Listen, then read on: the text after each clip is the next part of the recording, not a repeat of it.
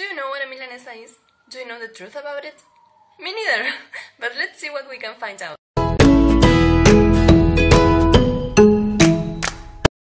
Hello, welcome to the first episode of Why Do We Say That?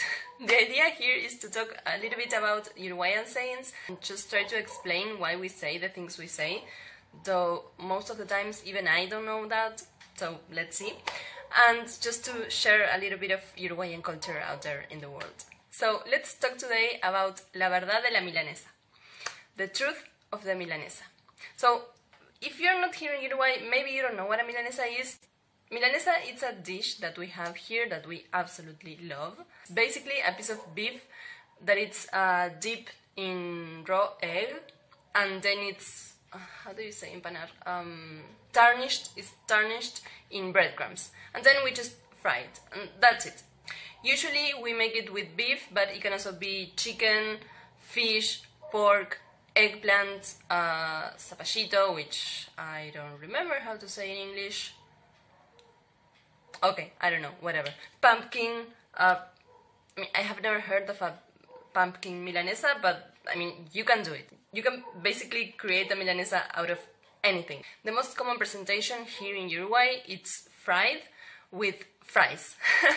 So we call that milanesa con papas fritas.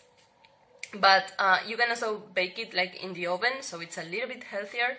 And you can also eat it with smashed potatoes, which we call puree, or any kind of salad that you can think of. I don't know, anything. So for some reason we have this saying, la verdad de la milanesa, which we use when we're going to say something that is the truth about something.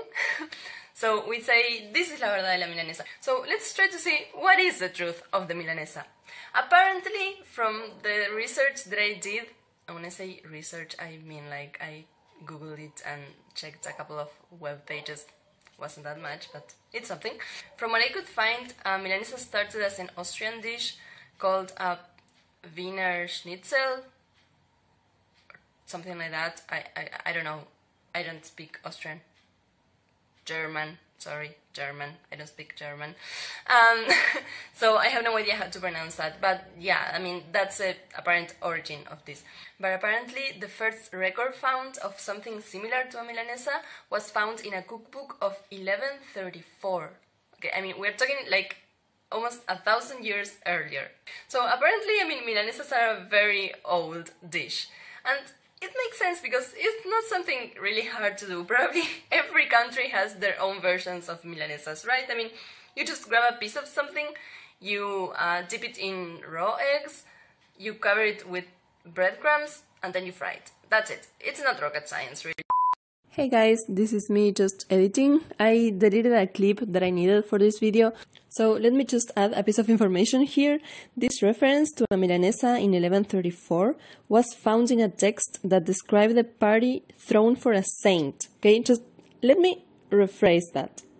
So we're talking about a dish that was considered holy enough to be served at the party of a saint. So it's like saint-worthy kind of food, something like that. So it's pretty good.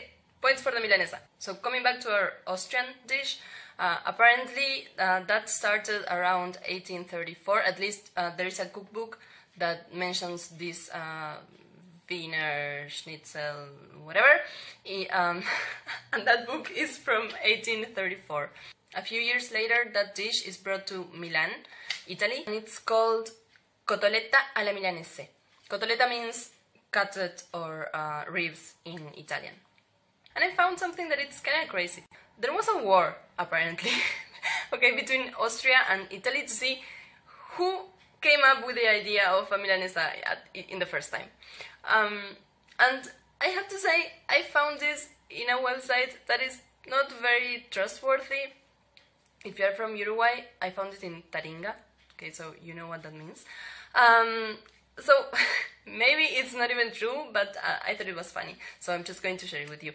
So yeah, we have this dish, this incredible, amazing, delicious, saint-worthy dish that started a war between two powerful countries, and then for some reason that I don't really remember, Germany joined that war. Because why not?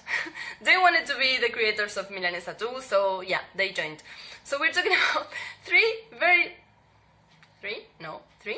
very powerful countries that started a war over food.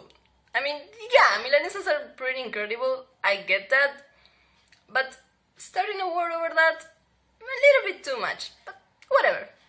Okay, so let's go back to the actual point of this video, to try to explain why we say la verdad de la milanesa. The two versions that made the most sense to me and that I could find in the internet were one that no one actually knows what the truth of milanesa is. I mean, we were just talking about like different versions and you know, like starting as a dish in Austria, then going to Italy, then Germany joining that war, and so, you know, I mean, there are a lot of, like, probably each country will have, again, their own version of milanesa, and probably they think, hey, we were the ones who came up with this idea, so this is ours. And that's fine. I mean, usually food works that way anyway, so it's fine. And then we have another version that says something like, when you see a milanesa, you see like the outside of it, like the exterior of it, right? So you have no idea what it's in the inside. It could be any type of meat, or it could be a vegetable, or I don't know, it could be anything. Here, actually, in Uruguay, we also have stuffed milanesas. We call that milanesas rellenas. And like, it's basically just ham and cheese inside this breadcrumbs thing, packet, whatever. So, you know, you can find anything inside a milanesa. So this version was like, the truth of the milanesa is something that hides something else apart of what we actually see. So it's more than what meets the eye. So, I don't know, maybe that's something interesting to think about. So this was our first video. My video editing skills are not very good, like I would say they're almost non-existent. So let's see how this goes. Just let me know in the comments, okay? And let me know if there's anything in particular that you want to know about Uruguay or about our culture or whatever, okay? And just because this is the first video, just let me introduce you to the very beautiful cat that I have sleeping right behind me on the couch. Coco. Ah. So this is Cocoa. Hola, mi amor. She will probably be joining our videos because usually she really likes just to sit on my lap or whatever. Right now she was just taking her nap, but I'm pretty sure that you are going to see her in the videos. Coming forward. Just show your face. There. No? Okay. She looks really comfy right now. Let me see if I can... Hola.